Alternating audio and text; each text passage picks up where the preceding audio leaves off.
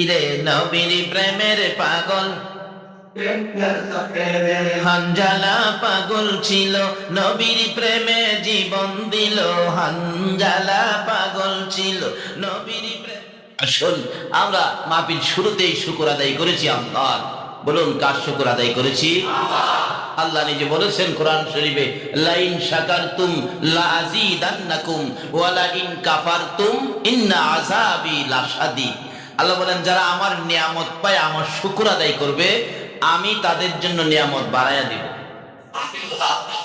আচ্ছা, দুনিয়ার সবচেয়ে বড় নিয়ামত আখেরি নবী। আচ্ছা বলুন তো, এর চেয়ে বড় নিয়ামত কি আর আছে? যে নবীর উম্মত হওয়ার জন্য নবী রাসূলগণ কাঁদতেন। কোত্থেকে পাইলেন? আদম নবীর জীবনী খুলুন। আদম নবী একদিন ওনার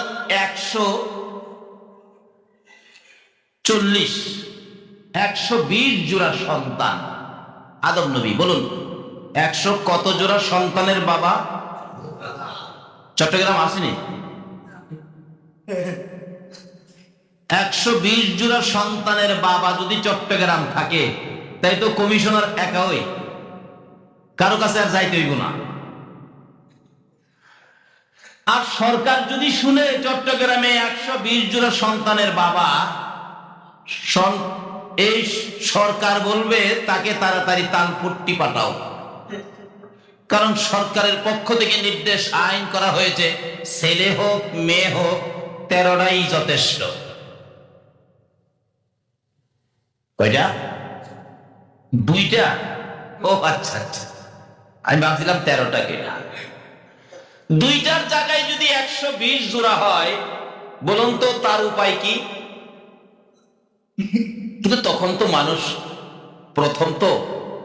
প্রথম মানব শুরু হলো আদম নবীর জীবন থেকে। মানব জীবন শুরু দরকার ছিল। আদম নবী এরকম 120 জোড়ার সন্তান সামনে নিয়ে ওয়াজ মাহফিল করে ওয়াজ করতেছে। ওয়াজের সাবজেক্ট ছিল আখেরি নবী। সাবজেক্টটা কি? আচ্ছা, তখন কি নবী দুনিয়ায় আসছিল? আদম নবীর সাথে দেখা হয়েছিল? আদম নবী এই সাবজেক্ট নেওয়ার কারণ হলো, আদম নবী বলেন, আমি যখন বেহেশতের ভিতরে ছিলাম, আমি যেদিকেই তাকাইতাম খালি দেখতাম একদিকে আল্লাহ, আরেক দিকে ছিল মুহাম্মদ সাল্লাল্লাহু আলাইহি ওয়াসাল্লাম। যদি কোথাও লেখা থাকতো লা ইলাহা ইল্লাল্লাহ, পাশেই দেখতাম লেখা মুহাম্মাদুর রাসূলুল্লাহ।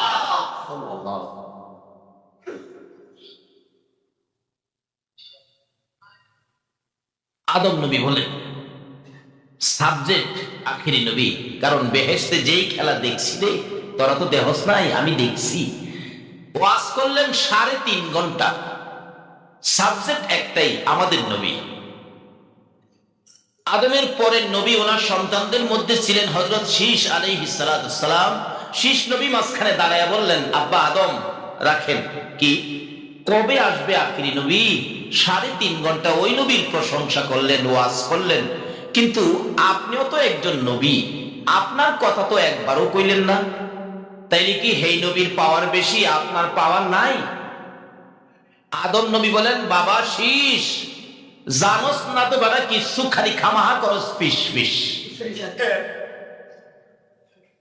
ওই নবীর সামনে আমি আদমের দামের তো প্রশ্নই আসে না। ওই নবী তো কোনো তুলনাই নাই। ওই নবীর উম্মত যারা হবে, আপনাদের ওয়াজ করে, ওই নবীর উম্মত যারা হবে, তাদের মধ্যে এমন 5টা গুণ থাকবে, যে 5টা গুণ আমি আদম নবীর মধ্যে নাই। শীষ নবী কই কি বাবা, কোন কি আমতাজি কই নাই? এই গুণগুলি কি বাবা বলুন তো? শুন বেটা, পিস পিস করে খামাখা।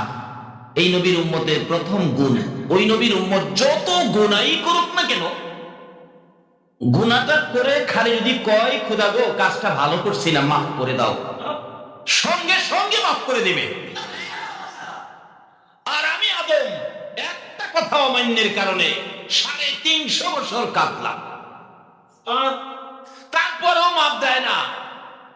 অবশেষে আরাফাতের ময়দানে কাঁদতে কাঁদতে আরশের দিকে তাকাইয়া দেখি আল্লাহর আরশে লেখা লা ইলাহা ইল্লাল্লাহ মুহাম্মাদুর রাসূলুল্লাহ। জিজ্ঞেস করলাম প্রভু গো এই নামটা কার? আল্লাহ কয় টের পাস না তোম? এই নামটাই তো আমার বন্ধু, যার খাতিরে সব।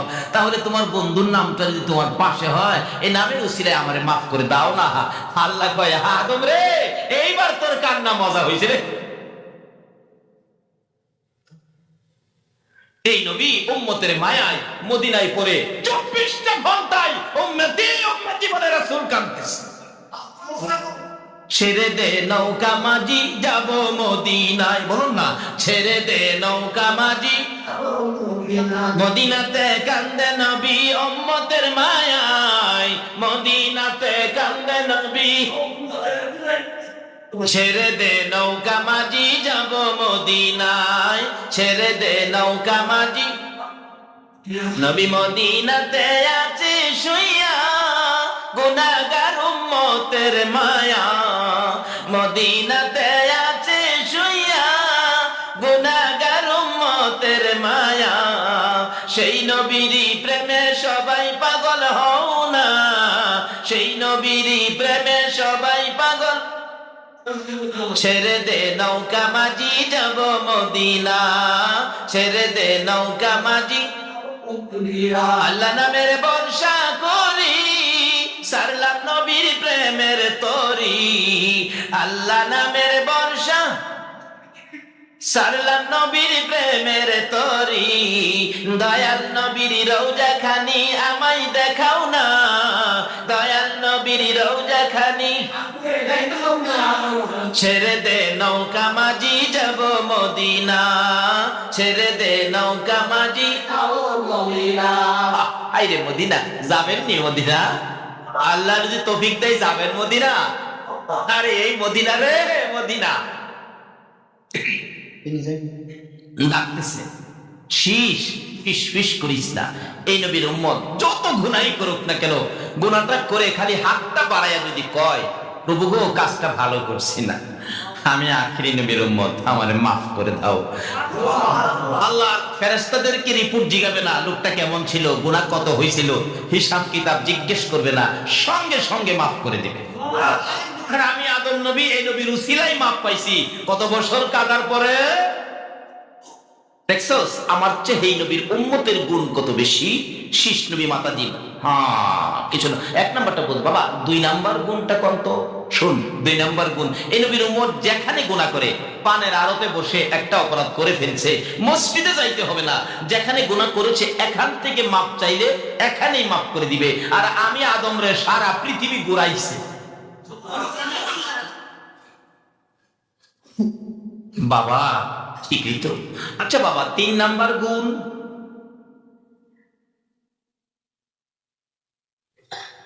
কই শুন। 3 নাম্বার গুণ, ওই নবীর উম্মত যত গুনাহই করুক না কেন, গুনার অপরাধে গুনাহ দরুন তাকে বাড়ি থেকে বের করে দিবে না। আমাকে তোর মা হাওয়াকে বেহেশতের থেকে বের করে দিছে। আচ্ছা আপনাদের এলাকার কাউরে কি গুনার জন্য চট্টগ্রামের কাউরে টাকা নিয়ে ফেলাইছে? গুনাহ কত গুনাহ করছি, এরপর আল্লাহ ডাকে কুলিয়া ইবাদিয়াল্লাযীনা আসরাফু আলা আনফুসিহিম লা তাকনাতু মির রাহমাতিল্লাহ। আল্লাহু আকবার কান্না। আমার আল্লাহ বলেন বন্ধু বন্ধু গো, আমার বান্দারা কি গুনাহ করেছে? তারা কি গুনাহ করে আমাকে ভয় পেতেছে? তারা কি ভয়ে থরথর করে কাঁপতেছে অন্তর? ও বন্ধু আপনি বলে দেন গুনাহ করলে করেছে, তারা যেন আমার রহমত থেকে দূরে সরে না যায়। বন্ধু গো কথা দিলাম আমি আল্লাহ এমন প্রভু, আমি তাদের জীবনের গুনাহ জমা করে আমি মাফ করে দেব। আল্লাহু আকবার। ইয়া রাসূলুল্লাহ ইয়া গাউস জিন্দাবাদ মাশাআল্লাহ, জিন্দাবাদ জিন্দাবাদ নবীর সেনা জিন্দা, বলো বলো জিন্দাবাদ। আমল করো নামাজে রোজা কায়েম করো সুন্নিয়াত, আমল করো নামাজে রোজা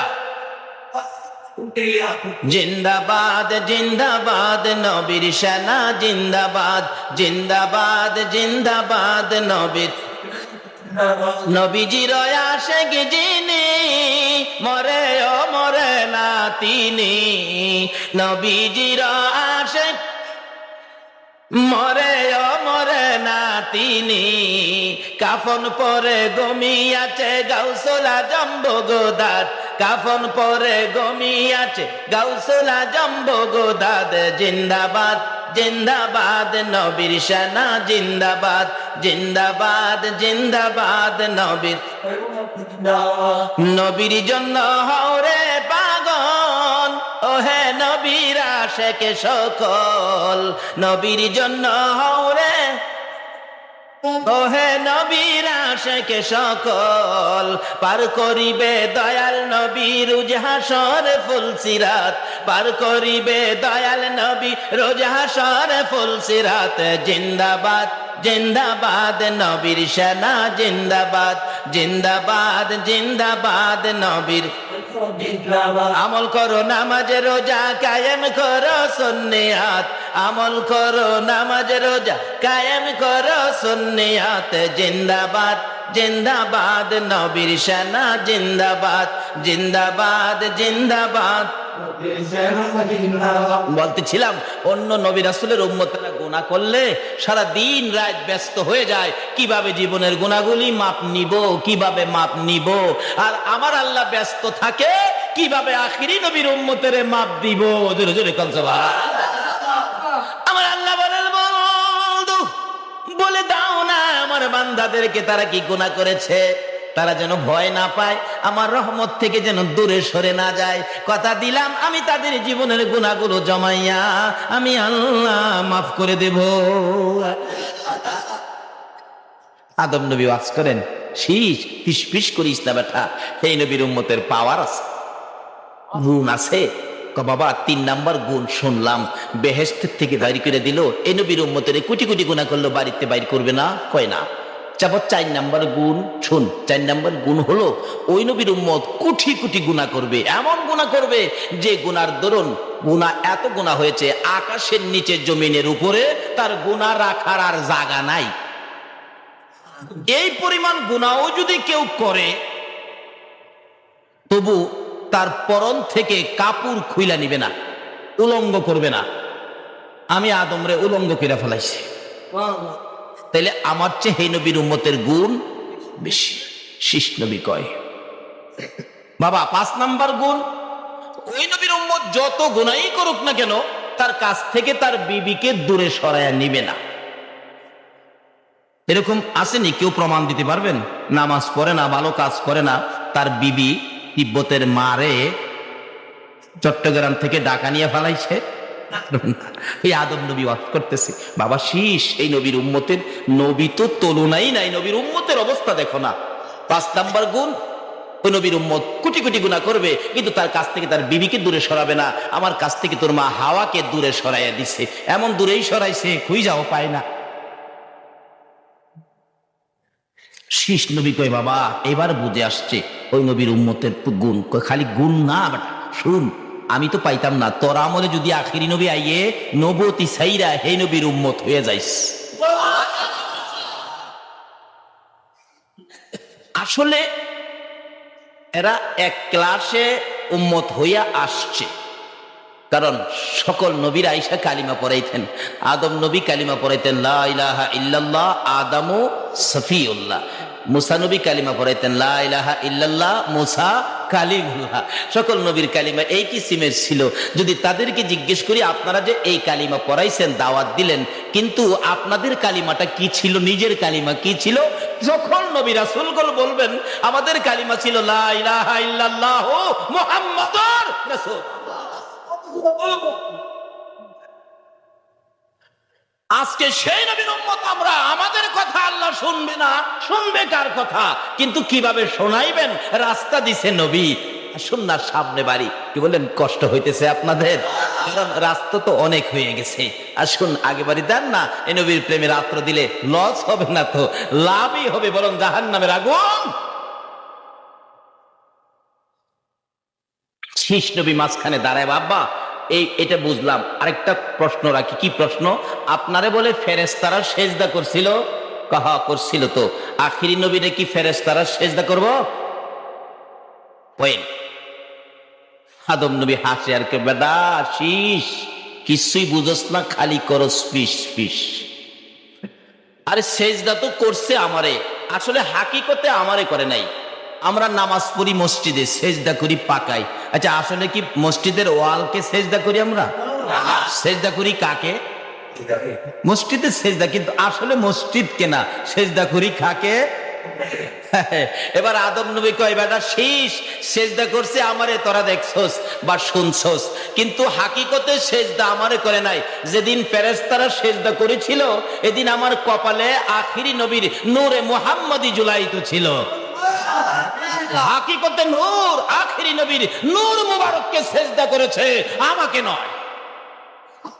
আর ফিস ফিস করিস না, আমি পাইতাম না, তুই পাইলে উম্মত হয়ে যাইস। যাই হোক, শীষ থেকে শুরু করে একের পর এক আস্তে আস্তে আস্তে আস্তে এই দরখাস্ত হযরত ঈসা আলাইহিস সালাতু সালাম পর্যন্ত পৌঁছে গেছে।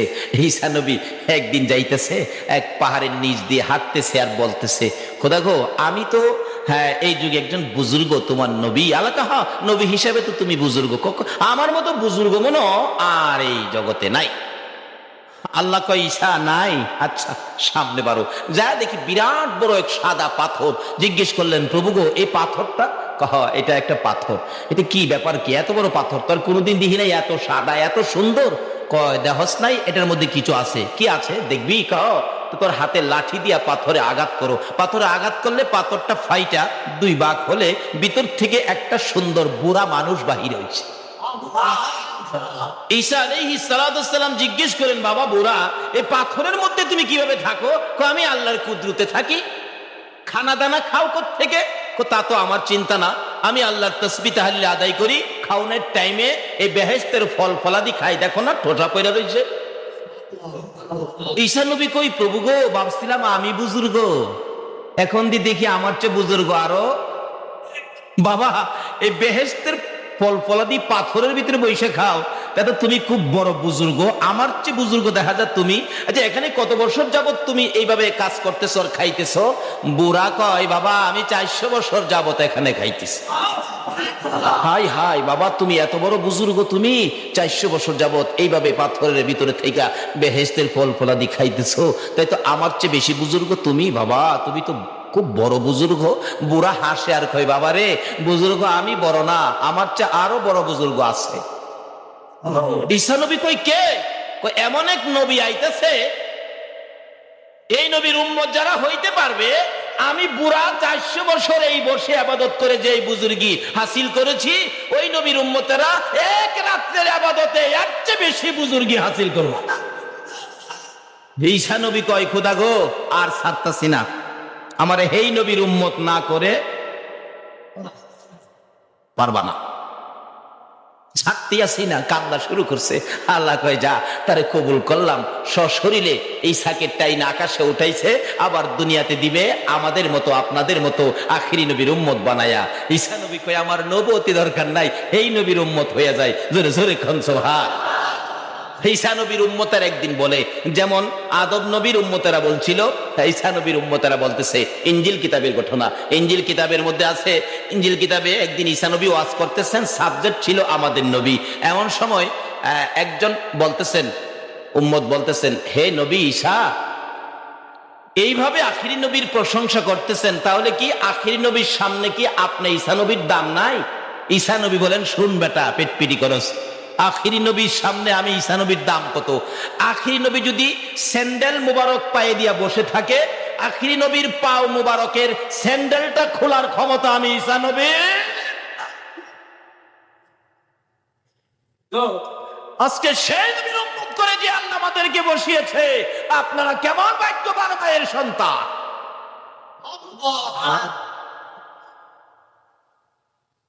তার সাথে সাথে আমরা সে আল্লাহর শুকর আদায় করেছি যে আল্লাহ আমাদেরকে এই নবীর উম্মত করে বিনা কান্দায় বিনা দরখাস্তে কান্নাকাটি ছাড়া আখিরি নবীর উম্মত করে এরকম একটি মাহফিলে নবীর পক্ষে এই সময় দেওয়ার জন্য আমাদেরকে কবুল করেছেন। বলুন তো, আল্লাহ কাজটা ভালো করেছে না খারাপ করেছে? সেই জন্যই তো আমরা আল্লাহর শুকর আদায় করেছি। আল্লাহ বলছেন যারা আমার শুকর আদায় করে আমার নিয়ামত পায়া আমি তাদেরকে নিয়ামত বাড়াইয়া দেই। আচ্ছা বলুন তো, নিয়ামত বাড়াইয়া দিলে আল্লাহর নিয়ামত নবীজি ব্যতীত এর চেয়ে দামি নিয়ামত আর আছে?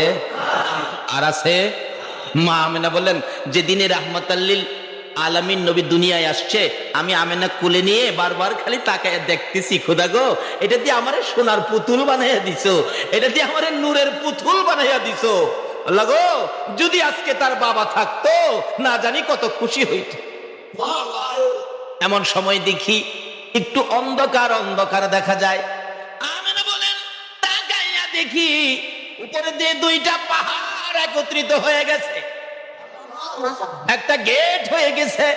এবার লক্ষ্য করে দেখি আমার কুলের সোনার পুতুলের দিকে খানায় কাবা মাথা নত করে আমার সন্তানের দিকে সেজদা জানাইতেছে। এর চেয়ে বড় নিয়ামত বলুন আর কি হতে পারে? যেই নবী না হইলে খানায় কাবা হতো না, মসজিদ মাদ্রাসা হতো না, আরশ কুরসি লৌহ কলম হতো না, কুল কায়নাতের কিছুই হতো না, জান্নাত হতো না, জাহান্নাম হতো না। এই নবী পাওয়ার পরে বলুন এর চেয়ে আরো বেশি নিয়ামত পাওয়ার আছে কিনা? তাই আমরা শুকর আদায় করলাম আল্লাহর। বলুন কার? আল্লাহ নিয়ামত বাড়াইয়া দিবে। খোদা গো আর কত বাড়াইবা? এই নবী পাওয়ার পরে আর নিয়ামত আমরা আর দরকার নাই। আল্লাহ কয় এই নবী পাওয়ার পরে তোমরা প্রথম নিয়ামত কি? এক ডাকে তোমরা আমি মাফ করে দিলাম। এরপরেও কি করে আমার নবী একদিন খুব কাঁদতেছেন। আল্লাহ জিগাই বন্ধু গো সবসময় তুমি খালি কাঁদো, ব্যাপারটা কি বলো না? খোদা গো আমি কাঁদি, অন্যান্য নবী রাসূলের উম্মতেরা আছে, তারাও গুনাহ খাতা আছে, অপরাধ আছে। আমার উম্মতেরা যদি গুনাহ করে অপরাধ করে এই হিসাব কিতাব যদি হাসরের জমিনে প্রকাশ হয়, অন্য নবী রাসূলের উম্মতেরা বলবে আখিরি নবীর উম্মতেরও অপরাধ আছে, তাহলে আমি লজ্জা পাবো। আমাকে খুশি করার জন্য আপনি কিছু করতে পারেন? আল্লাহ কয় বন্ধু গো সকল নবী রাসূলের চেষ্টা ছিল আমাকে খুশি করবে, আর আমি আল্লাহর ইচ্ছা হলো আপনাকে খুশি করব। আমার নবী বলেন প্রভু যদি আমাকে খুশি করতে চাও আমার একটা দাবি মেনে নাও। কি দাবি বন্ধু? হলো হাসরের জমিন যেদিন কায়েম হবে, হিসাব কিতাব যেদিন শুরু হবে, হিসাব শুরু হওয়ার আগে আমার গুনাহগার উম্মতের গুনাহগুলো, আমার উম্মতের গুনার খাতাগুলো সবগুলো আমি নবীর হাতে উঠাইয়া দিবানি। সবগুলো আমার হাতে দিবানি। আমার আল্লাহ জিজ্ঞেস করেন বন্ধু গো এইগুলি সব তোমার হাতে নেওয়ার জন্য কেন চাইলাম আমার বন্ধু, ও বন্ধু শোনো, আমার গুনাহগার উম্মতের গুনার খবর যেন অন্য নবী রাসূলেরা জানতে না পারে। আমার আল্লাহ বলেন বন্ধু এই দরখাস্ত যখন করেছো তোমাকে খুশি করার জন্যই আমার পক্ষ থেকে জবাব নিয়ে যাও। ও বন্ধু তোমার উম্মতের গুনার খবর অন্য নবী রাসূল জানবে দূরের কথা, আমি তোমাকেও জানতে দিব না।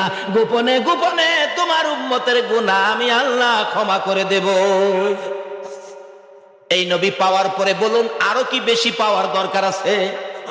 এই নবী পাইলে আর কিছু লাগে? কিভাবে পাবেন এই নবী? বিপদে আপদে কিভাবে পাবেন? রাস্তাটা কি? মাওলাকে ডাক কিভাবে শোনাবেন? এটার জন্য আসুন সামনে বাড়ি মহব্বত আর একটু দরুদ শরীফ পড়ুন। আল্লাহুম্মা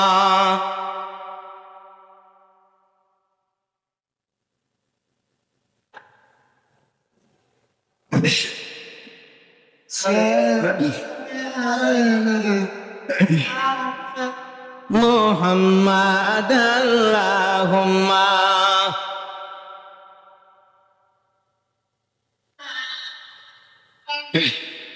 মুহাম্মাদ ওয়া আলা আলি সাইয়্যিদিনা।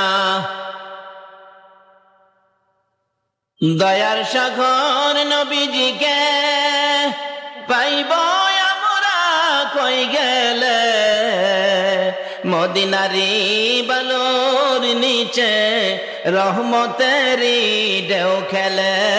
আল্লাহ সাইয়্যিদিনা মাওলানা মুহাম্মদ ওয়া আলা মাওলানা বালাগাল উলা বিকামালিহি কাশাফাদ দুজা বিজামালিহি হাসনাতে সাল্লাল্লাহু আল্লাহ বলেছেন যারা আমার নিয়ামত পায়া আমার শুকর আদায় করে আমি নিয়ামত বাড়াইয়া দিব, আর যারা আমার নিয়ামত পায়া নাশুকুরি করে কুফুরি করে, আল্লাহ ধমক দিয়ে বলছেন ইন্না আযাবি লাশাদীদ, নিশ্চয়ই আমার আযাব তাদের জন্য বড় শক্ত। আল্লাহ যদি কয় আযাব শক্ত, কেমন শক্ত হবে? নরম নরম আযাব দেখেন না, নরম, যেটা সবচেয়ে নরম দুর্বল। নমরুদের জিগান, নমরুদ বলছিল ইব্রাহিম তোমার খোদার সাথে আমার যুদ্ধ। ইব্রাহিম কয় নমরুদ ঠিক আছে যাও, লোক লস্কর নিয়ে, তুপ কামান নিয়ে, তরবারি নিয়ে মাঠের মধ্যে বসে ডাকতেছে, ও ইব্রাহিমের খোদা আসো শক্তি থাকলে। নাউজুবিল্লাহ। কোন এটা কার বাক্য? নমরুদের। কোন কার বাক্য? ও ইব্রাহিমের খোদা আসো শক্তি থাকলে। ইব্রাহিম হাসে, সারাদিন বসে রয়েছে, বিকাল হয়েছে, কোন সারা শব্দ পায় না। নমরুদ কয় ইব্রাহিম তোমার খোদা বুঝি ভয় পায়? আসে না, লুকায় রয়েছে। এই সৈন্যের সেনাপতি জি, একটা তীর মারো আকাশের দিকে, আকাশেও থাকতে দিব না, শেষ করে এলাম। তীর মারছে আকাশের দিকে, আল্লাহরে মারত। আরে হারামজাদা যদি এইটা না করতো আজকে মশাই আমরা খায় না। মানে আল্লাহ বলছে আল্লাহ নাশুকুরি করলে আযাব শক্ত। শক্তটা নরমটা বুঝাইতেছি কত কঠিন, আর শক্ত জানি কত।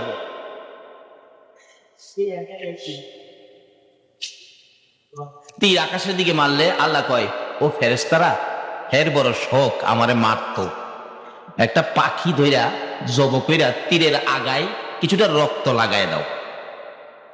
তো তীরের মধ্যে রক্ত লাগাই দিলে তীর তো খালি যায় না, নিচে আসবে না, আবার আসতেছে, নিচে পড়ছে, দেখে তীরের আগায় রক্ত। হায় হায় ইব্রাহিম আর কারে আল্লাহ ডাকবা? শেষ। ইব্রাহিম হাসে, আচ্ছা চলো চলো জায়গা, যুদ্ধ শেষ, আল্লাহ শেষ। আল্লাহ কয় হেরে অহনার সারণ যায় না। এটা ছোট্ট আযাব, শক্ত না কিন্তু ছোট্ট নরম। পাঠাইছে বিমান বাহিনী, ভুন ভুন ভুন ভুন ভুন ভুন ভুন ভুন ভুন ভুন করে আইতাছে নি ভুন ভুন।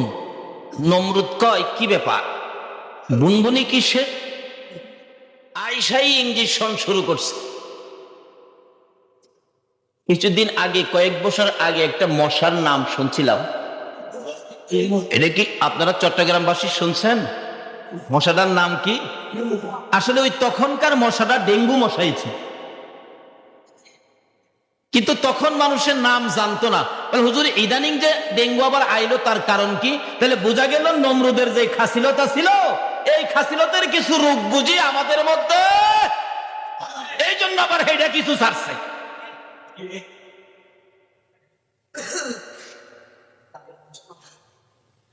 ইঞ্জেকশন দিতে দেরি, পাতলা পায়খানা হইতে দেরি না, চোখগুলি লাল হইয়া খুইলা পড়ে যায় ব্যথায়। না ডেঙ্গু হইলে চোখ লাল, পত্রিকায় দেখছি মাঝে মাঝে, দেখলে ভয় করতো চোখ লাল। এই ডেঙ্গু মশার ইঞ্জেকশনে সব শেষ। নমরুদ কয় ব্যাপারটা কি? নাক ফোলার চোখ গোড়া, ব্যাপারটা কি? ব্যাপারটা কি? পিছনে ন্যাংরা ছিল একটা। হ্যাঁ কয় খোদা গো আমার পায়ের অবস্থাটা ভালো না, দৌড়ের গতি তেমন দ্রুত না, আমি পারলাম না তোমার দুশ্মনের সাথে কিছু করতে। আল্লাহ কয় তোর জন্য বড়টা রাখছে। কুন্ডা রাখছে, আরো জোরে কোন কুন্ডা? একবারে ডাইরেক্ট বিমান ছাড়ছে, নাকে দিয়া ডুইকা মস্তকে দেয়া ল্যান্ড করছে। বৈশাখ কয় ভালো জায়গাটাই পাইছি, বাঙ্গা পাওটা নাড়া দিলে মস্তকে বাড়ি লাগে, এমনি চুলকানি উঠে। থাপ্পড় দিলে মশা কয় ব্যাপার কি, আমার বিরুদ্ধে আন্দোলন করে কে? পাওটা থামায়, আবার যখন থাফড়া বন্ধ করে পাও নাড়ায়, আবার শুরু হয়। একজন মানুষ রাখছে নমরুদের মাথায় থাফড়াইতো, তাই কিছুক্ষণ থাফড়ায় কয় স্যার আমারে মাফ করেন, চাকরি আমি করতাম না। কেন? আমার হাতে আর কোলায় না। কথাই রে কি করবে, কয়েকটা কিছু দিয়া দে, রয়েছে কার্ডের গইরা, কাটদা বাড়ি দিলে মাথায় ব্যথা পাই, কোন আরে সইতে পারি না, কি করবো, কিদা দিমু, কোন নরম কিছু আছে, আমার পায়ের স্যান্ডেলটা আছে, কয় মার স্যান্ডেল দিয়ে। আচ্ছা স্যান্ডেলটা কারবারটা কি ভালা? আল্লাহর সাথে দুশ্মনী কইরা তার ভাগ্যে কি আইলো? স্যান্ডেল। স্যান্ডেলের বাড়ি এমন বাড়ির বাড়ি না, বাইরাইতে বাইরাইতে মাথা দুইবার দুনিয়ার থেকে বিদায়, স্যান্ডেলের বাড়ি খায়া আল্লাহর সাথে দুশ্মনী কইরা। কিন্তু এই দুশ্মনী করার কারণে হারামজাদা আজকে দুই মশা আমরারে কামড়ায়। আচ্ছা এইটা না করলে কি আল্লাহ মশা ফাড়াইতো? হারামজাদা কোথাকা বদমাইশ। হেরে ফাইলে কি কর ফিরাইতেন না? আচ্ছা নমরুদ্রে ফাইলে বেশি ফিরাইবেন না আমার নবীরে যে কষ্ট দিছে আবু জাহেল্লারে ফাইলে বেশি ফিরাইবেন? কে ফিরাইবেন আবু জাহেল্লারে? দেখি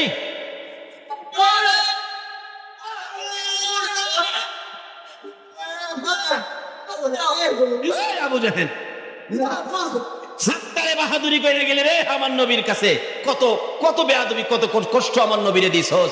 বাপের বেটা হইলে আয় চামড়া গোদাম, আয় বাপের বেটা হইলে আইবো আইবো, হ্যাঁ আইবো। আরে মক্কা থাইকে ওই তো শান্তি নাই, আইবো কই? হজ করতে গেলে 2001-এ আমার সাথে আমার এক মামা ছিলেন পাগলা কিসিমের মামা, কয় ভাই না ভাই না কি আবু জাহেলের বাড়িটা তোমার দেখাইলা না? আমি কই মামা আসছি যখন সবই তো দেখবো, চলেন যাই। যাইয়া দেখি 600 থেকে 700 বাথরুম করছে আবু জাহেলের বাড়ি। আচ্ছা এই নবীর সাথে বেঈমানি করে আবু জাহেলের লাভ হইল না লস হইল? আর যারা নবীর সাথে ভালোবাসা করছে তাদের লাভ হয়েছে না লস হয়েছে? আজকে মা আয়েশা নবীর ভালোবাসায় দিয়েছে মহিলা। আজকে যাই দেখবেন মক্কা নগরীতে মা আয়েশার নামে মসজিদ আছে, উমরা করবেন, আয়েশা মসজিদ থেকে 2 রাকাত নামাজ পড়ে উমরার নিয়তে বাহির হইতে। বেলাল নবীকে ভালোবাসা দিয়েছে, মদিনায় যায় দেখেন বেলালের নামে মসজিদ হয়েছে।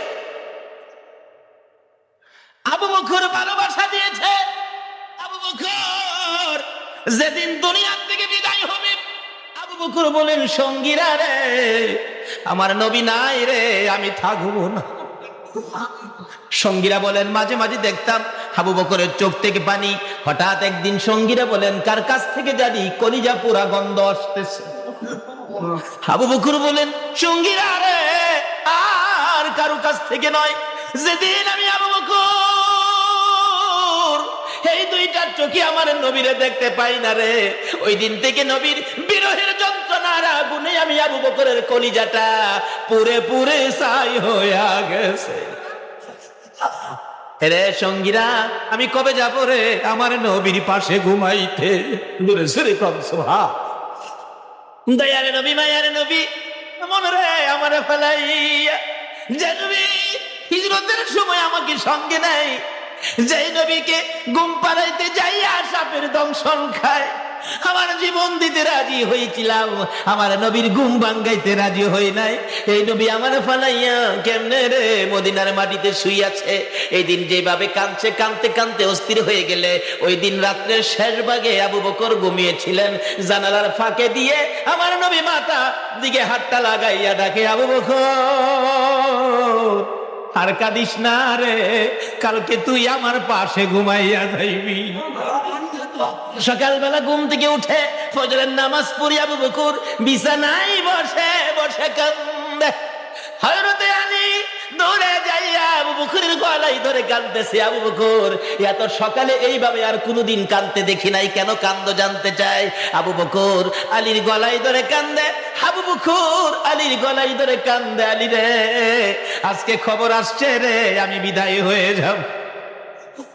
আলী কথা দে, আমি দেখেছি যেই হাতে আমার নবীর রওজা পাকে নামাইছো, তোর এই 2টা হাত দিয়ে আমি আবু বকরকে রওজায় নামাবেনি। আলী কান্দে, আবু বকর এমন করে কথা বলো না, নবীজি বিদায়ের পর তোমার দেখলে কলিজায় শান্তি লাগে, তুমি যদি বিদায় হয়ে যাও আমরা কাকে দেখে শান্তি পাবো? খুব কাঁদতেছে। এমন সময় হযরতে উসমান গনি রাদিয়াল্লাহু তাআলা দৌড়ায় এসে আবু বকরের গলায় ধরল, ভাই আবু বকর এইভাবে কেন তুমি কাঁদতেছো? কি দুঃখে তুমি কাঁদো? উসমান গনির গলায় ধরলো আবু বকর, হ্যাঁ উসমান গনি, ও ধনী উসমান গনি, তুমি তো বহু ধনী হয়েছো। হ্যাঁ উসমান, আজকে রাত্রে নবী আমারে ডাক দিছে রে, আর তোদের মধ্যে থাকবো। হ্যাঁ উসমান, তুমি তো ধনী, কথা দে, আমি আবু বকরের 10টা পায়ের কিছু আমার কাছে নাই, আমি নবীর প্রেমে সব বিলীন করে দিয়েছি, আমি মারা গেলে আমার কাফনের কাপড়টা কিনা দিবানি? উসমান গনি বললেন, ও আমি দিব। কেমন পাগল ছিলেন আবু বকর আমার নবীর জন্য। আবু বকরের জীবনী লেখে, আমার নবী একদিন মসজিদের নববীর বারিন্দায় গায়ের চাদর মুবারক বিছাইয়া বিছাইয়া ডাকতেছে, সাহাবীরা রে, আমি নবী চাদর বিছাইলাম, আমার চাদরে কে কি দিবি, কে আমারে কি দিয়ে খুশি করবে? সবাই দৌড়াদৌড়ি করে বাড়িতে যায়, যা যা পায় এইভাবে ধরে নবীর রুমালে হাজির করে দেন। ইয়া রাসূলুল্লাহ, খুশি হয়েছেন নি? হ্যাঁ খুশি হয়েছি, কিন্তু আমার আবু বকর কই, আমার আবু বকর কই? আমার নবী সব সময় আমার আবু বকর বলে ডাকতেন। কেন? আমার নবীরে সবচাইতে বেশি ভালোবাসায় আবু বকর দিয়েছে।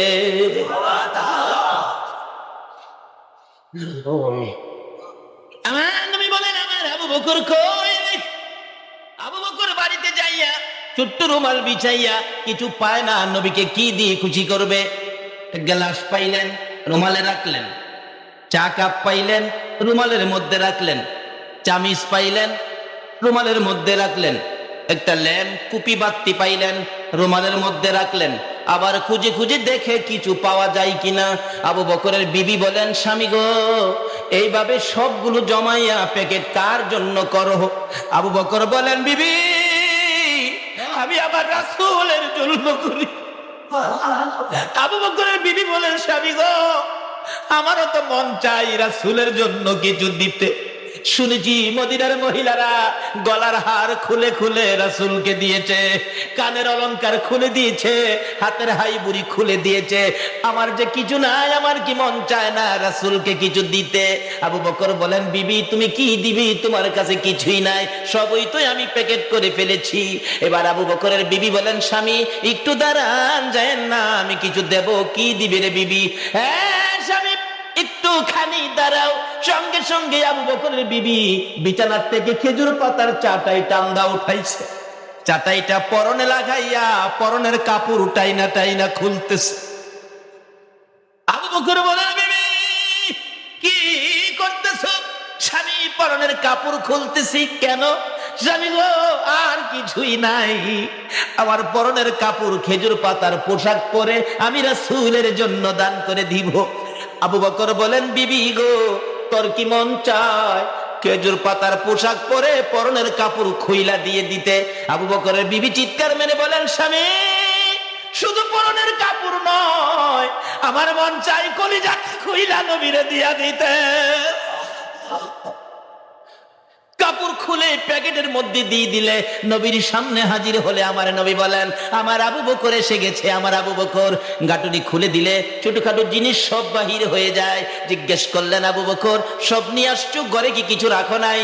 আবু বকর বলেন, আল্লাহর কসম করে বলি, একবারে ঘর খালি করি নাই, আমার ঘরের মধ্যে আল্লাহর রাসূল ঢুকাইয়া রাখছি। আবু বকর, এই পুরান কাপড়টা কেন আনছো? কে দিয়েছে? কার থেকে আনছো? এবার আবু বকর জবাব দেওয়ার আগে হযরতে জিবরাইল খেজুর পাতার পোশাক পরে আমার নবীর সামনে হাজির। ইয়া রাসূলুল্লাহ, আল্লাহর সালাম গ্রহণ করুন। আমি জিবরাইলের সালাম গ্রহণ করুন। আমার নবী বলেন, সালাম গ্রহণ করলাম রে জিবরাইল, তোর পরনে খেজুর পাতার পোশাক কেন জানতে চায়? আবার জবাব দেন জিবরাইল, হুজুর আবু বকরের বিবি এই কাপড়টা দান করেছে, আপনি নবীর ভালোবাসায় খেজুর পাতার পোশাক পরে গো পরনের কাপড় দান করেছে। এই ভালোবাসার পুরস্কার দিতে যাইয়া আজকে আমার আল্লাহ আবু বকরের বিবির সম্মান রাখতে যাইয়া আমি জিবরাইলকে সহ, বেহেশতের হুরিদেরকে সহ, আরশ বহনকারী ফেরেশতারা সহ সকল ফেরেশতাকে আজকে আবু বকরের বিবির সম্মানে নবীর ভালোবাসার পুরস্কার হিসাবে আমাদের সকলকে খেজুর পাতার পোশাক পরাইছে। এই নবীর ভালোবাসায় লাভ হয় না লস হয়? দয়ালু উসমান রে, আমার কাফনের কাপড় কিনা দিবেনি? আলী তোর এই দুইটা হাতে আমারে কবরে নামাইবিনি। সবাই ওয়াদা দিলেন, তার সাথে সাথে আবার প্রশ্ন তুলে ধরলেন, রে সঙ্গীরা, আমি যে নবীরে ভালোবাসতাম, নবীরে ভালোবাসা দিয়েছিলাম, আমার ভালোবাসায় নবী খুশি হয়েছে কিনা প্রমাণ করে দিও। কিভাবে প্রমাণ করব? আমাকে মৃত্যুর পরে গোসল দিয়ে কাফন পরাইয়া জানাজা শেষ করে আমার লাশটুকুন নবীজির রওজার পাশে রাইখা তোমরা একজনে ডাক দিবে, নবীকে আমারে কোথায় দাফন করবি। নবী যদি বলে আমার পাশে দাফন করো, তাহলে মনে করবি আমার ভালোবাসায় রাসূল খুশি হয়েছে। সঙ্গীরা, এইটুকু কাজ তোরা করবি কিনা? সবাই ওয়াদা দিলেন করব। লম্বা ঘটনা যাই না ওদিকে। আবু বকর মৃত্যুবরণ করলে গোসল দিয়ে কাফন পরাইয়া জানাজা শেষ করে নবীজির পাশে রাইখা হযরতে আলী রাদিয়াল্লাহু তাআলা আনহু ডাকতেছে, আল্লাহর নবী, দয়ার নবী গো, তোমার গোলাম আবু বকর পায়ের নিচে হাজির, বলুন কোথায় দাফন করব। কোনো আওয়াজ নাই, শব্দ নাই। দয়ার নবী, আপনার হিজরতের সাথী, রাতের সাথী, দিনের সাথী, সুখের সাথী, দুঃখের সাথী আবু বকর আপনার পায়ের নিচে হাজির, বলুন আপনার গোলাম আবু বকরকে কোথায় দাফন করব। কোনো জবাব নাই। তিনবারের মাথায় খুব কাঁদতেছে হযরতে আলী রাদিয়াল্লাহু তাআলা আনহু। এমন সময় হাজার হাজার সাহাবীরা দাঁড়িয়ে ছিল, দেখে নবীজির রওজা খানি থরথর করে কাঁপতেছে। কি ব্যাপার, কি হলো? হঠাৎ করে দেখি রওজা পাকের ভিতর থেকে হায়াতুন নবী, জিন্দা নবী ডাকতেছে মায়ার সুরে, আলী, আলী রে, কই রে আমার আবু বকর, দে দে আমার আবু বকরকে আমার পাশে দাফন করে দে। মদিনায় যায় দেখবেন আমার নবীর পাশে ভালোবাসার পুরস্কার হিসাবে আবু বকর রওজার পাশে ঘুমাইয়া রইছে। বলুন, ভালোবাসলে লাভ হয় না লস হয়? যাই না ওদিকে, লম্বা হয়ে যাবে। আসুন আলোচনার দিকে যাই। আজকে যে আল্লাহ আমাদেরকে সেই নবীর উম্মত করে এই মাহফিলে কবুল করেছেন, এর চেয়ে বড় নিয়ামত আর কিছু হইতে, আমরা শুকর আদায় করেছি এই নবীর উম্মত হয়ে। আর কিছু দরকার নাই, এই নবীর উম্মত হয়ে শুকর আদায় করেছি। এই নবীর ভালোবাসা ব্যতীত নামাজ পড়লে নামাজ হবে? বলুন তো, ভালোবাসা আগে না নামাজ আগে? আরো জোরে কন। নামাজ আগে নাকি নবীর দাওয়াত আগে? নবী বাড়ি বাড়ি ঘুরতেন আর ডাকতেন, ইয়া আইয়ুহান নাস কুলু লা ইলাহা ইল্লাল্লাহ তুফলিহুন, এভাবে ডাকতেন। আল্লাহ কয়, আগে আমার নবীর লগে সম্পর্ক করো, তা হইলে তোমার কাজ দেব। কি? আগে নবীর সাথে, নবী চিনো, নবী মানো, নবী বুঝো, কোন নবীর উসিলায় কুল কায়নাত বানাইলাম, এই নবীর সাথে সম্পর্ক করো, তারপরে কাজ দিব। কাজ শুরু হলো 40 বছর থেকে, 13 বছর পরে গিয়া নামাজ দিছে। তাহলে বলুন, নবীর ভালোবাসা আগে না নামাজ আগে? তাহলে বোঝা গেল এই নামাজ পড়তে গেলে আগে থাকতে হবে নবীর। সারাদিনের নামাজ শুরু করলে দিনের প্রথম নামাজটা কি? আরো জোরে কোন। ফজরের নামাজ কয় রাকাত? আপনারা কিন্তু বলছেন ফজরের নামাজ কয় রাকাত? আচ্ছা, আমি যদি নিয়ত করি নাওয়াইতু আন উসাল্লি লিল্লাহি তাআলা আরবা রাকাতি সালাতিল ফজরে, নিয়তটা হবে? কেন? সির্ফ 4 রাকাত নামাজ না,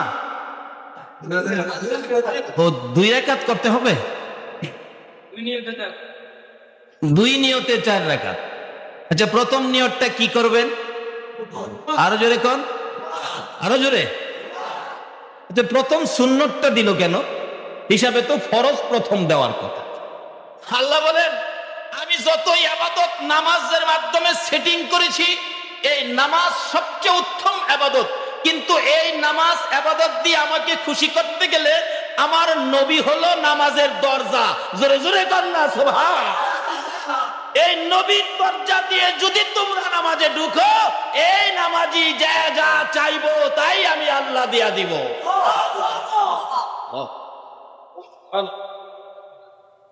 প্রসেস, রাস্তা, সিস্টেম, অবস্থা বুঝেন, তাহলে ডাক দিলে শুনবো, আর না হয়তো ডাকলে। এ নবীর পক্ষে যদি পশু পাখিরা ডাকে, তাও আমার আল্লাহ শোনে। শোনে কিনা? নবীর জীবনী, নবীজি একবার এরকম ভাবে সাহাবীদেরকে নিয়ে আলোচনায় বসলেন, তো এমনি দেখে একটা দোয়েল পাখি আইসা নবীজির সামনে বসছে। সাহাবীরা বলেন হুজুর পাখি তো মানুষ দেখলে পালায়, কিন্তু রাসূল বলেন চুপ, তার কোনো কথা আছে। দোয়েল পাখি কি, একটু পরে একটা বাজ পাখি আইসা বসছে। আরে বাজ পাখি কি, হুজুর আমাদের একটু কথা আছে। আচ্ছা দোয়েলের কথাটা আগে শুন। দোয়েল তোমার কি কথা? দোয়েল মানুষের মতো কথা কয়। আচ্ছা পারবো নি পৃথিবীর কেউ দোয়েলের মানুষের মতো কথা কয় তো? প্রথম বলছে প্রভু গো, মনের দুঃখটা কমু, তোমার নবীর সাথে আমার এক কথা বলার শক্তি দাও না। হাল্লাকো আমার বন্ধুর পক্ষে, বন্ধুর সাথে কথা কবি, দিলাম তরে শক্তি। আচ্ছা, এই নবীর ভালোবাসায় যদি আমরা কিছু করতে চাই আল্লাহ শক্তি দিবে না? কিভাবে দিবে? এটাই তো প্রসেস। আসুন না আগে বাড়ি। যেমন সহজ, গাউসে পাকের জীবনী খুলে পাবেন। গাউসে পাক নদীর কিনার দিয়ে তার একজন ভক্ত সহ যাচ্ছে। একটু গেলে দেখে একটা মহিলা, অনেক মহিলারা নদীর থেকে পানি বুড়াইয়া নিতেছে, কিন্তু একটা মহিলা নদীর পানি কলসি বুড়াইয়া বালুর মধ্যে রেখে আও মাও করে কাঁদতে। জিজ্ঞেস করলেন গাউসে পাক, এই ভক্ত দেখো তো মহিলাটা কান্দে কেন? দয়ার নবীর উম্মত তো, তাদেরও তো দয়া আছে। জিজ্ঞেস করলেন মা তুমি কেন কান্দো? বললেন বাবা এই মনের দুঃখ কার কাছে কমু, কেউ শুনে না। এই দুঃখ কেউ শুনে না। এই দুঃখ, আমার একটা ছেলে ছিল, বিয়ে করার জন্য নদীর ওই পারে পাঠাইছিলাম, কিন্তু ঘূর্ণিঝড়ে ধরে বরযাত্রী সহ আসার সময় ছেলের বউ সহ নিচ্ছিন্ন হয়ে গেছে, মিসমার হয়ে গেছে। বাবার লাশটা পর্যন্ত পাইলাম না। বলুন তো মা লাশ পাইলেও মা এটারে আনজায় ধরে কিনা? আমার জানা ঘটনা, একবার অ্যাক্সিডেন্ট হইল, ছেলে অ্যাক্সিডেন্টে লাশ বাড়িতে আনলে সবাই দেখতেছে। মা বলেন কার লাশ? ও তোমার ছেলে। একবারে সমস্ত শরীর রক্তে, মস্তক সিটা রক্ত শক্ত, একবারে দেখলে মানে খারাপ লাগে। এরকম অবস্থায় সকলের কাছে খারাপ, কিন্তু মা দৌড়াইয়া যাইয়া এইভাবে আনজাইয়া ধরছে, বুকের সাথে লাগাইয়া মা দুইটা গালে চুমাইতেছে। মায়ের কলিজা পাঠাইয়া কই রওনা হয়েছো। এমন একটা দয়া সন্তানের জন্য মার আছে কিনা বলুন? আসুন দেখি এই মা ব্যাপারে নিয়ে আমার আল্লাহ কিছু কয়, আমার নবী নেই কিছু কয়। দুঃখিনী মা কান্দে, আল্লাহর ওলির ভক্ত, আমার কলিজা মানে না, আমার বাবার লাশটা পর্যন্ত আমি পাইলাম না। ও কতদিন হয়েছে? 12 বছর। বলুন কত বছর? 12 বছর। হুজুর গাউসে পাকের কাছে বলতেছেন হুজুর এই মহিলাটার একটা ছেলে ছিল, বিয়ে করতে ওপার গেছিল, ঘূর্ণিঝড়ে শেষ, এখন 12 বছর হয়েছে, ছেলের মায়ায় 12 বছর পর্যন্ত মহিলাটা কান্দে। সব মহিলারা পানি নিয়ে চলে যায়, কিন্তু এই মহিলাটা ছেলের মায়ায় কান্দে। বলুন তো মার কান্না কি জীবনে শেষ হয়? এই মারে কষ্ট দিছেন, সব শেষ হয়ে যাবে। আচ্ছা 12 বছর মহিলাটাকে কান্দা থামাইতে কও। কে বলতেছেন? আরো জোরে কর। 2 রাকাত নামাজ পড়ছে। এই শিক্ষা আমার নবীর। শিক্ষাটা কার? কারণ নবীর জীবনী খুলুন না।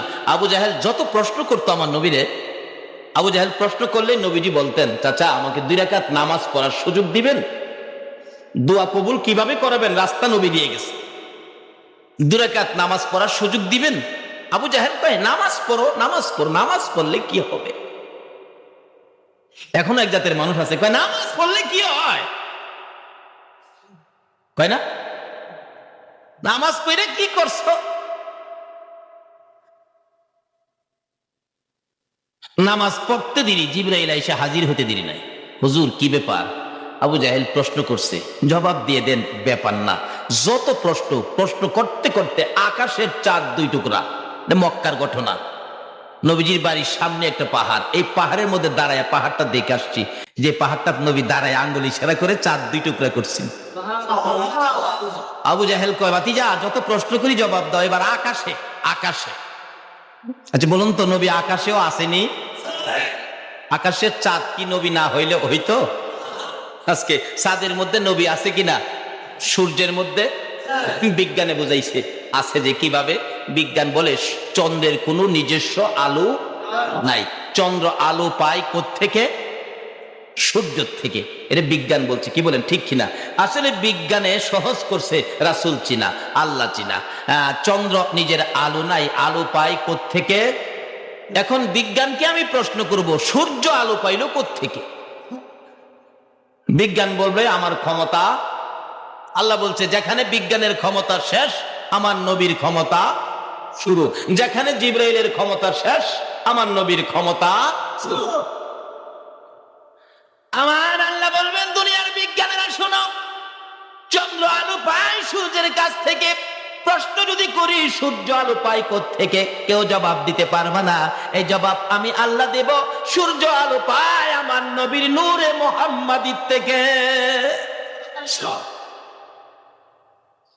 যাই না ওদিকে, আসুন নবী। চন্দ্রে নবীরে চিনে কিনা বলুন?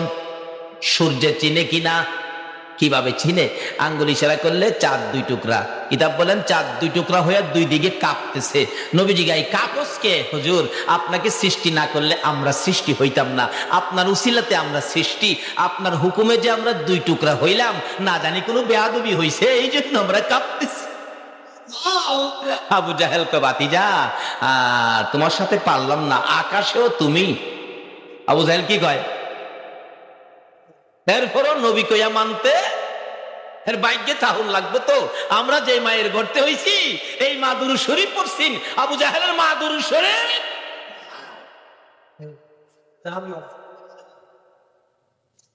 কইবেন হুজুর আবু জাহেল সময় কি দুরূদ আসিন? আবু জাহেলের মা সময় কি দুরূদ আসিন? আবু জাহেলের মা কে রে? আদম নবীর আগেও দুরূদ। আল্লাহ নিজে বলতেছেন ইন্নাল্লাহা ওয়া মালাইকাতাহু ইউসাল্লুনা। ইউসাল্লুনা দিয়া কি বুঝাইছে? সর্ব অবস্থায় সর্বক্ষণ আল্লাহ নিজে দুরূদ ও সালাম নবীর উপর প্রেরণ করে। তাহলে বোঝা গেল নবী সৃষ্টির সাথে সাথে অন্য সৃষ্টি নাই, কিন্তু দুরূদ সালাম আছে। জোরে জোরে কর না সুবহান। আসলে নামাজ আগে না দুরূদ সালাম আগে? রোজা আগে না দুরূদ সালাম আগে? বুঝে শুনে কাজ করে। আল্লাহ নিজে যে কাজ করেন। আদম নবী কান্দে, হাওয়ারে বিয়ে করব মহারানার লাগিয়া। আল্লাহ কই পাইতি না তো মহারানা।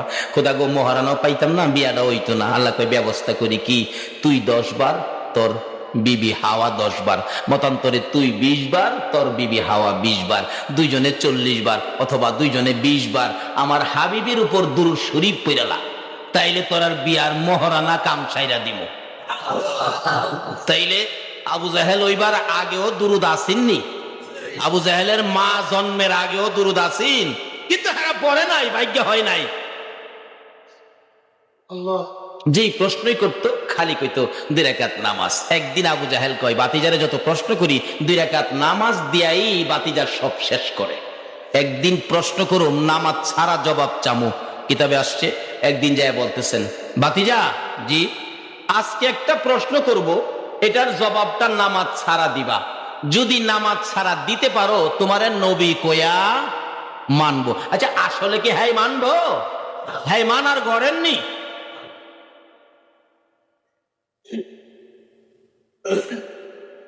আমার নবী তো দাঁড়ায় রয়েছে, নামাজ দিয়া সব সময় জবাব দিতাম, আজকে কয় নামাজ ছাড়া। আল্লাহ কয় জিবরাইল আমার বন্ধুরে যায় ক আবু জাহেলের সামনে আমার বন্ধুরে আমি দুর্বল করব না, লজ্জা দিব না।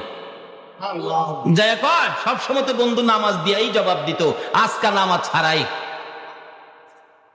নাকি এটা দিত না সুযোগ? এই নবীরে আল্লাহ সুযোগ দিবে না? জিবরাইল যায় হুজুর আই পড়ছি, আল্লাহ সালাম গ্রহণ করেন। আমি জিবরাইলের সালামও গ্রহণ করেন। আল্লাহ যাকে সালাম দেয় কেমন নবী? নবীর উম্মত হইতালে আপনিও সালাম পাইবেন। কেন এই সালাম বন্ধ করে নাই? তানাজ্জালুল মালাইকাতু ওয়ার রূহু ফিহা বিইজনি রাব্বিহিম মিন কুল্লি আমরিন সালাম। এখনো সালামের দরজা বন্ধ হয় নাই। যদি এই নবীর ভালোবাসার নৌকায় উঠতে পারো, আমার আল্লাহর সালাম তোমরাও পায়া যাইবা। ইয়া মুহাম্মদ পিয়ারা নবী এসো নিরালা, ইয়া মুহাম্মদ পিয়ারা নবী, নবীদের নবী তুমি, খোদারি প্যারা তুমি, নবীদের নবী তুমি, খোদারি মুহাম্মদ পিয়ারা নবী। আসুন না, ঘুম ভাঙলে রাত্রে ডাইকেন, একদিন নবীর দিদার স্বপ্নে নসিব হয়ে যাবে। আবু জাহেল বলেন, বাতিজা আজকের প্রশ্নের জবাব দিবা নামাজ। ঘুমাই দিয়েছেন আপনারা?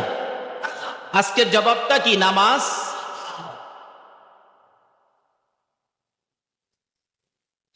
কিন্তু কোরআন শরীফে তো আল্লাহ বলছে, ওয়াইজা সাআলাকা ইবাদি আন্নী ফাইন্নী করিব। বন্ধু গো, আমার আল্লাহ ডাকে, বন্ধু আপনার উম্মতেরা আমারে তালাশ করে, আপনি বলেন করিব, আমি তাদের নিকটে। অন্য অন্য নবী রাসূলের উম্মতেরা খুঁজা পায় না, আর আমরার সাথে অটোমেটিক ধরা দেয়। বরকতটা কে? উসিলাটা কে? কোন নবী? রাহমাতাল্লিল যার উসিলাই সব। বন্ধু গো, আপনি বলে দেন তারা আমারে তালাশ করে, আমি নিকটে।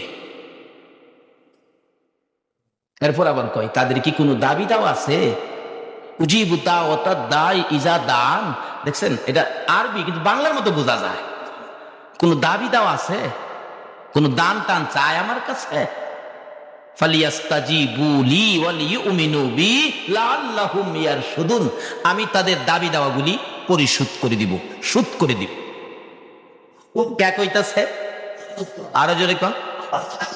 এই নবীর সাথে কয় আমি পরিশোধ করে দিব। তাহলে আল্লাহ কথা দিছে, আমরার দাবি দেওয়া নবীর সাথে কথাটা দিছে পরিশোধ করব। এখন পরিশোধ করাইব কিভাবে? এই রাস্তাটা নবী দেখাইতেছে।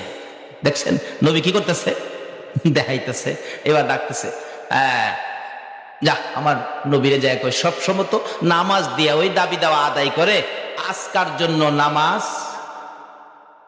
এখন কি নবীজির আর কোন টেনশন আছে? এই চাচা, কি প্রশ্ন কোন? আবু জাহেল হাসে আর কয়, ভাতিজা যেই প্রশ্ন এইটা জবাব সম্ভব হবে না। এটা আবু জাহেলের ধারণা। যেই প্রশ্ন নিয়ে আইছে এটা নবীর পক্ষে সম্ভব হবে না। এটা কার ধারণা? আচ্ছা, আপনাদের ধারণা কি এমন কোন প্রশ্ন আসে যেটা নবীর পক্ষে সম্ভব না? কি প্রশ্ন? চাচা কি? পকেট থেকে একটা খেজুর বাহির করছে। ভাতিজা এই খেজুরটা গাছ লাগাইবা, গাছ ওয়াইবা, খেজুর ধরাইবা, পাকাইবা, আমারে খাওয়াইবা। যদি মিষ্টি লাগে তাইলে তোমারে নবী কইয়া মানুম। চিন্তা করছেন নি ব্যাপারটা? আচ্ছা, হেরে ফাইলে, হেরে ফাইলে, হেরে ফাইলে, এই ছাদগাঁয়ের মানুষ, অলির দেশের মানুষ, হেরে ফাইলে কি করবেন আপনারা? হেরে ফাইলে কি করবেন? হাতে ফিরাইবেন না জুতা দা? বালা জুতা না সিরা জুতা? একটা সিরা জুতা খাড়ের ভাইয়ার লগে বাইন্দা ঘুমাইবেন। স্বপ্ন যদি হেরে ফাইন কি কর? স্বপ্ন যদি হেরে ফাইন তাইলে কোন জুতা? কোন জুতা?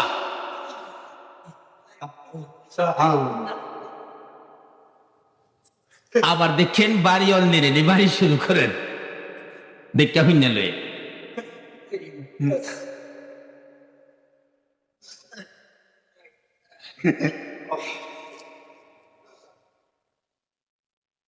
ভাতিজা খেজুর গাছ ওয়াইবা, ধরাইবা, পাকাইবা, আমারে খাওয়াইবা। যদি মিষ্টি লাগে তাইলে আমি তোমারে নবী কইয়া মানুম। আবু জাহেলের ধারণা এই জবাব দিতে। আচ্ছা, আপনাদের ধারণা কি নবী? কি কন, কি কন, কি কন? এই নবী ওই তো এক নবী। কিসের ভয়, কিসের অশান্তি? এবার আবু জাহেলকে, ভাতিজা গাছটা ওয়াইবা, খেজুর ধরাইবা, খাওয়াইবা, মিষ্টি লাগলে কি মানবো? আচ্ছা, আপনাদের ধারণা আসলে কি হ্যাঁ মানবো?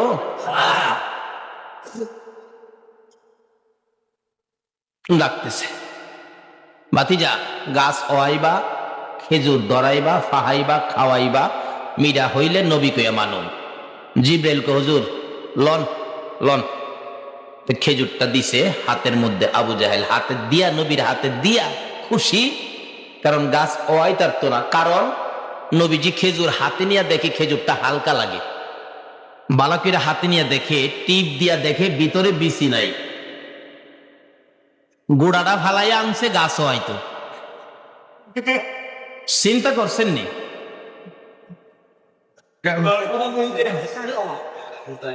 নবীজি কয় চাচা এটা তো গুড়া নাই, এই গুড়া ছাড়া, বিচি ছাড়া কি গাছ হয়?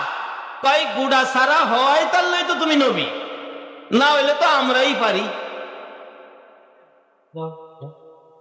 আল্লাহ কয় জিবরাইল জি আমার নবীরে ক লাগাইতো, লাগাইতো ক। নবীর হাতে লাগাইলে গুড়া লাগে না, লাগাইতো ক। কি বলেন? নবীর হাতে এ বরকত আসেনি? আরো জোরে কোন আছে? আবু জাহেল কয় বাতিজা দাও না, গাছ ওয়াও না। কি বলেন? লাগাইলে ওইবুনি, নবীর হাতে বরকত আসেনি, এটাই বুঝাইতেছিলাম। লাগাইতেছে গাছ বিচি ছাড়া, বিসমিল্লাহির রহমান, পাথরের কণার নিচে রাখলে জিবরাইল গাড়ে ধইরা গাছ বাহির করছে, তাই না? সঙ্গে সঙ্গে গাছ বাহির করছে। আবু জাহেল কয় পারলাম না, বাতিজার সাথে পারলাম। ফুল আয়ে গেছে, খেজুর ধরে গেছে। কি কি কি খেজুর কি অন কিছে ধরার পরে কি হয়েছে? কি পাকছে? কেমন পাকা? ফাফে দিয়া পাকা না ডাইরেক্ট পাকা? আমার নবী কয় চাচা পাকছে দিমু। অন আবু জাহেল পয়েন্টে চিপাত পেরে গেছে না। নবীজি বরকতের হাতে পারতেছে, কন্ত কেমন মজা হইব। আজকে যারা নবীর পক্ষে বসে আছেন, নিজ হাতে নবী হাসরে হাউজে কাউসারের পানি পান করাবেন। খেজুর নবীর বরকতের হাতে পাইরা আবু জাহেলের কাছে দিছে। আবু জাহেল কয় আমি খেজুর হাতে লইয়া দেখি যে বিচি ছাড়া খেজুর লাগাইছিল, গাছের খেজুরেও বিচি নাই। সুবহানাল্লাহ, আসতে গেলেন? গাছের খেজুরেও বিচি নাই। যতদিন গাছটা জীবিত ছিলেন নবীর হাতে লাগানো বিচি ছাড়া খেজুর হইতো।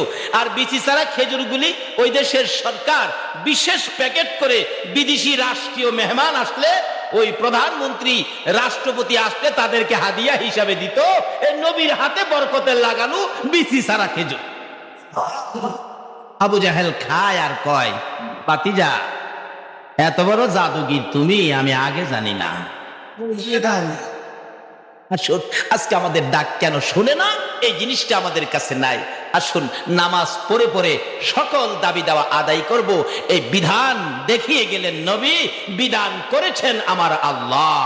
আসুন আমাদের দোয়া কবুল করবেন, যেহেতু আমাদের নিকটে আল্লাহ নিজে ওয়াদা দিয়েছেন। কখন? নবী যেদিন দুনিয়ার থেকে বিদায় হবে খুব কাঁদতেছিলেন, কোথা গো আমি যে চলে যাব, আমার উম্মতের দেখাশোনা কে করবে? আল্লাহ বলছিলেন বন্ধু তোমার অনুপস্থিতিতে আমি আল্লাহ তোমার উম্মতের দেখার দায়িত্ব নিলাম।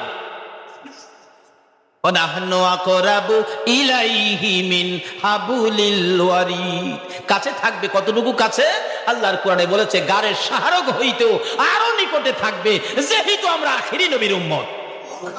আসুন সে নবীর উম্মত হইয়া আমরা এইভাবে সম্পর্ক করি, আল্লাহর সাথে দাবি দাওয়া করি, সব পরিশোধ করবে। কেননা নবীর সাথে কথা দিয়েছেন। কোন নবী? নবীর উম্মত হওয়াতে কত আদর পাই দেখছেন। অন্যান্য নবী রাসূল একটু সুতা পরিমাণ বেশ কম করলে আমার আল্লাহ ধমক মারে। হযরত জাকারিয়া গাছের ভিতরে ঢুকছে, করাত দিয়া গাছ ছিঁড়তেছে, আল্লাহ নবী উহ করলে আল্লাহ উহ করস কে? করাত দা ছিঁড়া দুই ভাগ করব, উহ করতে পারবি না। উহ যদি করস নবীর খাতার থেকে তোর নাম কেটে দিব। মুসা নবীর মতো নবী জুতা পাই দিয়া তুর পাহাড়ে গেছে, দমক মারছে, ফাখলা নামে। আর আখিরি নবীর উম্মত কোটি কোটি গুনাহ করে, আমার আল্লাহ একটা দমকও দেয় না। নবীর কাছে কয় নবী গো আপনি বলে দেন তারা গুনাহ করলে করছে, আমি আল্লাহর রহমত থেকে যেন দূরে সরে না যায়, আমি তাদের সব গুনাহ মাফ করে দিব। সে নবীর উম্মত করে যে আল্লাহ আমাদেরকে পৃথিবীতে দিয়েছেন, আমরা সে নবীর কথা মতো চলতে পারি, সে নবীর উম্মত হয়ে থাকতে পারি, আল্লাহর বিধান মানতে পারি, দাবি দাওয়ানি কবুল করাইতে পারি, যে বিধানে ডাকলে আল্লাহ শুনে এই বিধান যেন আমরা আমল করতে পারি। আল্লাহ আমাদেরকে সেই বুঝ দান করুক। সকলে বলুন আমিন। রব্বির হামহুমা কামা রব্বায়ানি সগীর। রব্বুল আলামিন জান্নাতের বাগানে বসে জান্নাতি মেহমান নিয়ে হাত বাড়াইছি। তুমি যার প্রেমে সব বানাইছো, ওই নবীর আশেক পাগল নিয়ে হাত বাড়াইছি। আল্লাহ তুমি যেই সকল ওলিদের ডাক শোনো, ওই অলির পাগলদেরকে নিয়ে হাত বাড়াইছি। এ হাত তুমি কেমনে খালি ফিরাইবা গো আল্লাহ? তুমি যদি ফিরাইয়া দাও, বলো না আমরা এ হাত আর কার দরবারে বাড়াবো? আল্লাহ ফিরাইও না, ঘুরাইও না। এই মাহফিলে আমরা যারা হাত বাড়াইছি, আমাকে সহ সকলের জীবনের গুনাহ ক্ষমা করে দাও। মাবুদ, ক্ষমা চাইলাম জীবনের গুনাহ, ক্ষমা যদি না দাও, কবে জানি মৌতের চিঠি লইয়া আজরাইল আইসা যাও। কবে জানি দোকানের পাশে দাঁড়াবে, আজরাইল মৌতের চিঠি নিয়ে ঘরের দরজায় দাঁড়াবে। কবে জানি কার সন্তানেরা এতিম হইয়া যাবে। মাবুদ, সন্তানাদি এতিম হওয়ার আগে, 3 দিনের জন্য দোকান বন্ধ হওয়ার আগে, অফিসে কালো নিশান উড়বার আগে, আজকে যারা তোমার নবীর ভালোবাসায় রাত্র দিয়ে হাত বাড়াইছে গো আল্লাহ, তার জীবনে কত গুনাহ তুমি হিসাব জিগাইও না। আজকের জন্য কে নামাজি কে বেনামাজি কাউরে কিছু কইও না। এই মাহফিলে যারা হাত বাড়াইছে, আমাকে সহ সবাইকে তুমি মাফ করে দাও গো আল্লাহ। মাফ করছনি গো আল্লাহ? তো ডাক দেন না আল্লাহ, ও আল্লাহ, জীবনের গুনাহ মাফ করছো। অন্তর নাপাক হলে এর ক্ষতি আরো বেশি। দুনিয়াতে অন্তর যেহেতু দেখা যায় না, এজন্য অন্তরের নাপাকিগুলো দেখা যায় না। যেমন অন্তরের একটা নাপাকির নাম হলো অহংকার, দেখা যায় না। অন্তরে একটা নাপাকির নাম হলো হিংসা। অন্তরে একটা নাপাকির নাম হলো লোভ। অন্তরে একটা নাপাকির নাম হলো স্বার্থপরতা, অজব। অন্তরে একটা নাপাকির নাম হলো রিয়া, মানুষকে দেখানোর জন্য কাজ করা, আমল করা। এই জিনিসগুলো যখন কারো অন্তরে চলে আসে, তখন তার থেকে কোনো নেক আমল প্রকাশ পায় না, আর কোনো গুনাহ বাদ যায় না। মানুষ যত গুনাহ করে, যত অপরাধ করে, অথবা মানুষকে নেক আমল ছেড়ে দেয়, এই অন্তরের নাপাকিগুলোর কারণে। প্রশ্ন হলো অন্তর কেমনে নাপাক হয়?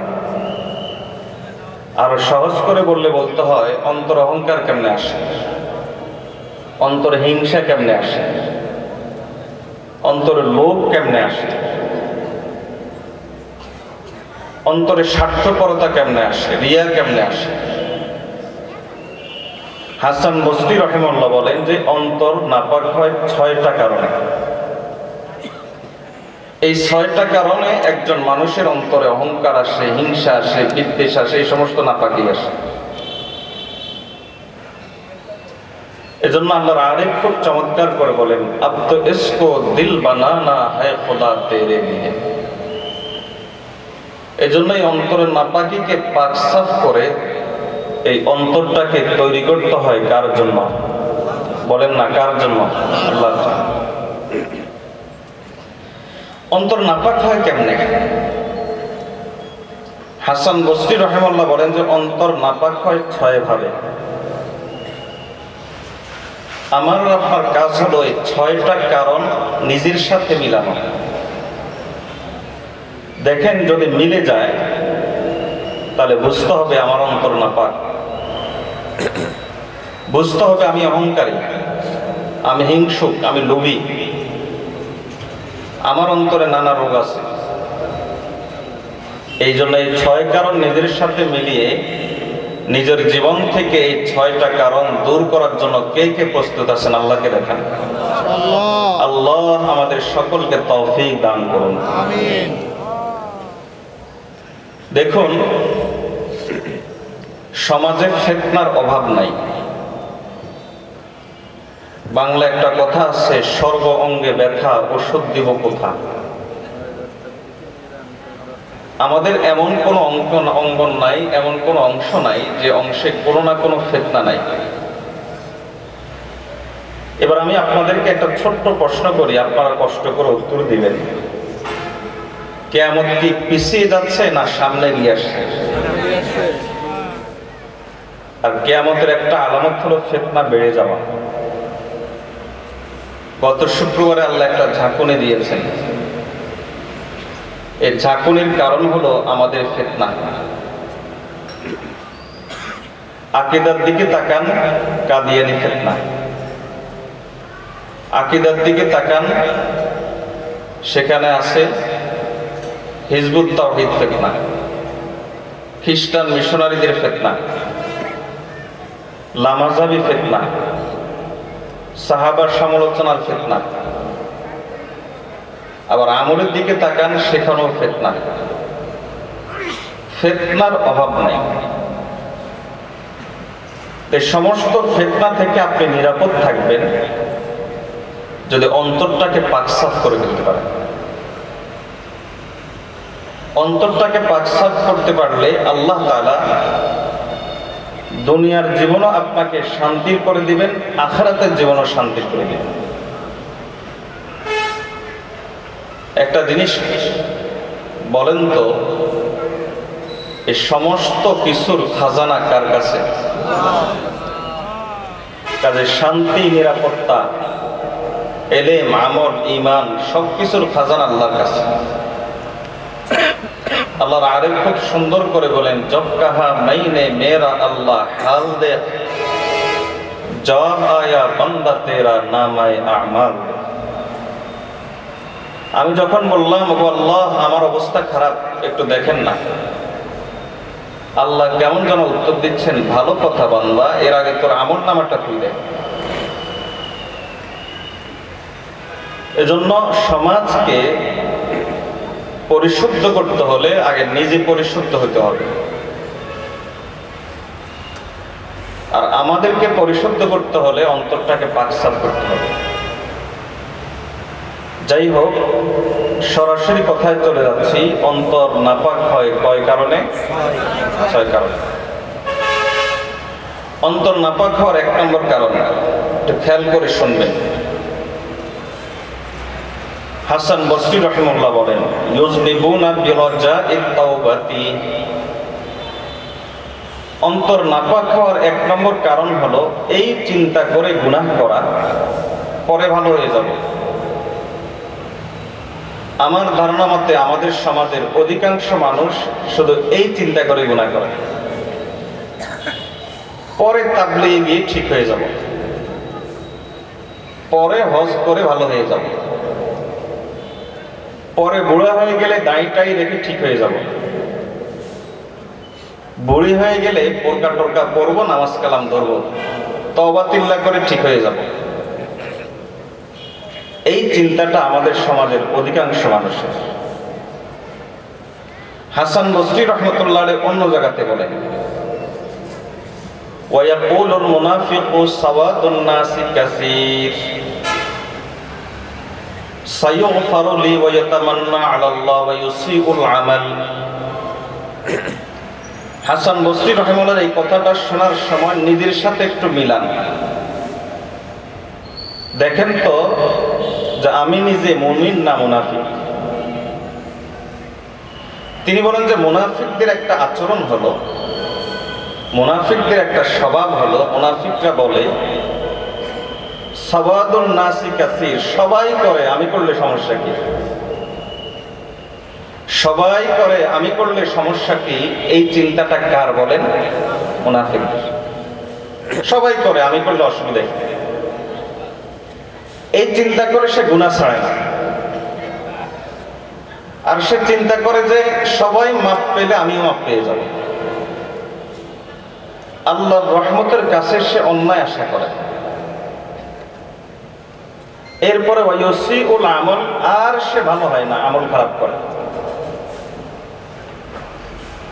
একটা জিনিস দেখেন, একটা ছোট্ট দৃষ্টান্ত দেই। যে লোকটা অফিসে ঘুষ খায় অথবা পিছনের স্বৈরাচারী সরকারের আমলে যে লোকগুলো হাজার হাজার কোটি টাকা চুরি করে দেশে নিয়ে গেছে, বলেন তো এগুলো মরবে এই চিন্তা কি ছিল না? এটা কি জানতো না? জানতো, কিন্তু অপরাধ করছে কেমনে? কেন? পরে তওবা তিল্লা করে দান সদকা করব, হজ করব, ভালো হয়ে যাবে, এই চিন্তা করে অধিকাংশ মানুষ অধিকাংশ অপরাধ করে। শুধুমাত্র একটা লোভ দেখেন, লোভ, লোভের কারণেই তো মানুষ ঘুষ খায়, লোভের কারণে তো মানুষ দুর্নীতি করে, লোভের কারণে মানুষ কুদৃষ্টি দেয়। এর শুধু লোভটা দেখেন। রাসূলুল্লাহ সাল্লাল্লাহু আলাইহি ওয়াসাল্লাম দৃষ্টান্ত দিচ্ছেন, এই একটা রোগ যদি অন্তরে চলে আসে, নবী সাল্লাল্লাহু আলাইহি ওয়াসাল্লাম বলেন, মা জিকবানি জাইআন উরসিলা আলা গানামিন বিআফসাদা লাহা মিন হিরসিল মারই আলাল মালি ওয়াশ-শারফি লিদীনিহি। নবীজি সাল্লাল্লাহু আলাইহি ওয়াসাল্লাম বলেন যে দুইটা ক্ষুধার্ত বাঘকে একটা বকরির সামনে রেখে দিলে ওই বকরিটার কি অবস্থা হবে? নবীজি সাল্লাল্লাহু আলাইহি ওয়াসাল্লাম বলেন যে দুইটা ক্ষুধার্ত বাঘকে একটা বকরির সামনে রেখে দিলে ওই বকরির যে অবস্থা হবে। নবীজি দুইটা ক্ষুধার্ত বাঘের কথা কেন বললেন, একটার কথা কেন বললেন না? কারণ একটা ক্ষুধার্ত বাঘের সামনে একটা বকরি যদি পড়ে, ওই বাঘটা যদি আক্রমণ করে, তাহলে আরেক দিক থেকে বকরিটা দৌড়ে ভেঙে যাওয়ার সম্ভাবনা আছে। দুই মাথায় যদি দুইটা ক্ষুধার্ত বাঘ দাঁড়িয়ে থাকে, তাহলে ওই বকরিটার উপর আক্রমণ করলে সে চাইলেও আরেক দিক থেকে ভেঙে যেতে পারবে না। একদিক থেকে একটা দৌড়ানি দিলে আরেক দিক থেকে একটা ধরে ফেলবে।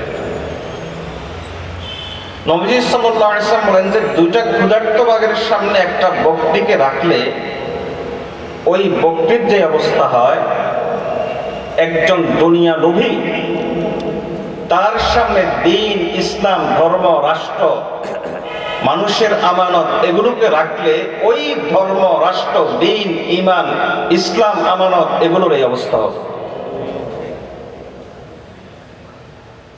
যখন মানুষ এরকম সবার অন্তর নাপাক হয়ে যাবে, হাদিসে রাসূলুল্লাহ সাল্লাল্লাহু আলাইহি ওয়াসাল্লাম তখন একটা চিত্র এঁকে দেন, তখন মানুষের অবস্থা কেমন হবে? কারণ মানুষের অন্তর সবাই নাপাক। নাপাক অন্তর দিয়ে কুকুরের পেটে ঘি হজম হয় না,